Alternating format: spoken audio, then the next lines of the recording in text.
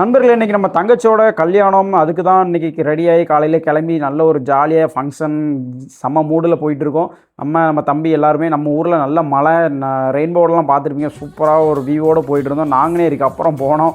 சரியான வெயில். தம்பிமார்கள் 2 பேர் பின்னாடி, அதுக்கப்புறம் நம்ம அண்ணன்மார்கள் 2 பேர் முன்னாடி உட்காந்துருந்தாங்க. எங்கே வச்சு கல்யாணம் பார்த்தீங்கன்னா திருநெல்வேலி கிருஷ்ணாபுரத்தில் வச்சு தான், கோயில் வச்சு தான் கல்யாணம். இந்த கோயில் ஒரு ஸ்பெஷல் இருக்குது, அது லாஸ்ட்டில் சொல்கிறேன் பாருங்கள்.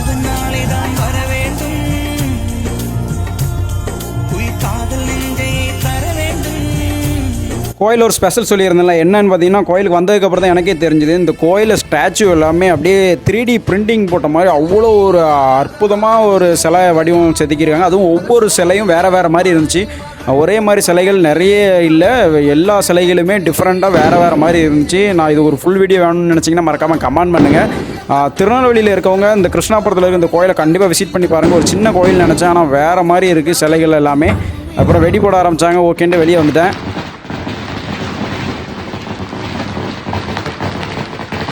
கோயிலிருந்து மண்டபத்துக்கு போகிற வழி ஃபுல் வைப்பில் தான் போனோம். பாருங்கள் எப்படி இருக்குன்னு.